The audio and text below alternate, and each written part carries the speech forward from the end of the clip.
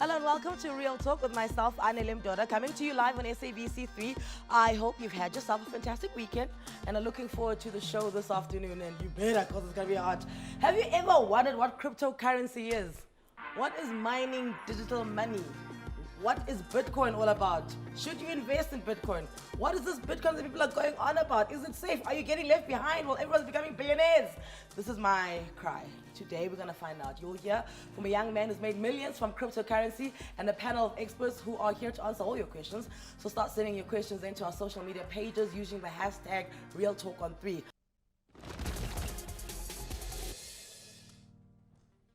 Today, cryptocurrencies has become a global phenomenon known to most people, while still somehow geeky and not understood by most people. Banks, governments, and many companies are taking notice, while cryptocurrency is a risky investment, and critics say it's a bubble that will burst. There have been some who have seen digital currency as the future of investment. I'm joined by a young man who bought a Bitcoin 3 years ago and now has made millions through cryptocurrency. So many questions for him. He's an entrepreneur, a speaker, and has traveled both locally and internationally to talk about cryptocurrency. Mpho Dagada. He's also joined by a human resource consultant who has made growing virtual coins her business. Mpho Dagada is a Bitcoin miner. We welcome Mpho, we welcome Mpho. Welcome, guys. Thank you. Am I saying it correctly when I say cryptocurrencies? You definitely are. Okay. My dad's watching. He doesn't need to go get change from my high school.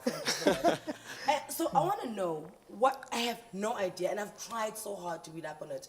And I pride myself in not being an entirely stupid person. Like, I can grasp things, but I promise you I'm in the dark here. So talk to me like I'm in grade 1. What is Bitcoin? All right, I think the best way to explain it is a peer-to-peer medium of exchange. That's the best way to explain it. Like e-wallet? It's like an e-wallet, but the difference is both people need to have Bitcoin wallets. So e-wallet, you don't have to. You can have an FAB account and send it to someone who doesn't. And then they just go to the ATM. They just go to the ATM and withdraw. But here in Bitcoin, both parties need to have a Bitcoin wallet.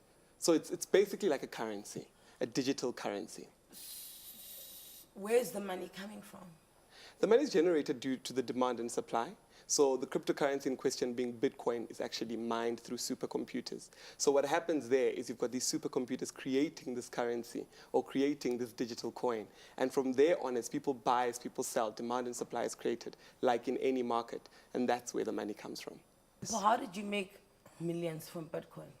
So my story is I bought Bitcoin in 2014. How did you find out about it? So somebody had asked me to buy Bitcoin because they wanted to send it through to Russia. So what I did is I got on the internet and I researched, okay, how to actually buy the Bitcoin. I bought a Bitcoin. At that time, it was $200. Yes. So I bought a Bitcoin, and overnight, it jumped to $1,000. So I called the lady who asked me to buy the Bitcoin and said, what's going on here? Why has this thing jumped overnight? And why are you keeping me out? And when she tried to explain it, I didn't really understand it. So I started speaking to people in China who already had a community of Bitcoin and asking them, guys, what's going on here? And when they explained it to me, I understood, took interest. I bought a lot of Bitcoin and I started buying and selling. And I bought quite a lot of Bitcoin. But why does it fluctuate? Because now, do you know, from what I'm hearing, it sounds like you're playing in the stock markets. Okay. Is that what's... That's not quite what's happening. What's happening is as demand increases. Yeah. So for example, if you wanted to now purchase your own Bitcoin, as demand increases, the price increases. So are there only a certain amount of Bitcoins in the world? Yes. And we were not making any more Bitcoins, so you get in now, and you... So basically, there's 21 million Bitcoin, Okay. right? But currently in the world, we've got 16 million. Yep. So the remainder is mined by the supercomputers. So what we're saying is, in a case where government would print out money, like Zimbabwe, and the money becomes valueless, Yes. what we're saying here is our money is not just, or the cryptocurrency Bitcoin is not just generated simply. One can't just do it in their backyard. What happens is you need these supercomputers that solve mathematical problems. And through the solving of mathematical problems, you're then rewarded through With Bitcoin. What's the last thing you bought with your Bitcoin? My MacBook. Oh, okay. Yeah. And it got delivered and everything? Yes, and I mean, takealot.com now accepts Bitcoin as a form of payment. Pick and Pay as well? And I Pick just and bought Pay. these poo floaties from there. Yeah, well, Pick and Pay trialed it to show that it can actually work. So all you need is your Luno or altcoin to actually pay that generated invoice through point of sale. So there's a website, is it bitcoin.com, and you go, then you buy bitcoins? There's different No, there's exchanges. different exchanges. So how it works is the same way you've got different banks where you go and bank, Yes. you've got different exchanges. So the exchanges that we have in South Africa is Luno, Altcoin. I'm also opening up my own exchange, the first black-owned Take all our exchange. money, please. By all means. So yeah, it'll be called Nda Exchange. It's the first black-owned exchange in Africa. So that's going to be quite exciting to get into that space and going around teaching Africans how to get involved. Because I mean, in countries like Zimbabwe, where you've got this crisis, currently a lot of people use Bitcoin there to transact. And I mean, them getting involved and the value increasing, we're raising up that market. And it's such a great thing to get involved because the technology behind it is so secure, unhackable. It's something that we understand. It's demand and supply. It's not based on a president saying something and the value of your pension going down. No, it's actually based on demand and supply from the people within the market. So you, as a participant or as someone who owns Bitcoin, actually participates in determining the value and not a prime minister who has gone rogue or whatever. My next question was going to be for you, Mpho, and say, okay, I can see Kanti and like why he's skeptical, and you know, it's basically, I think here we're sitting and we're discussing whether the world is flat or is it round, right?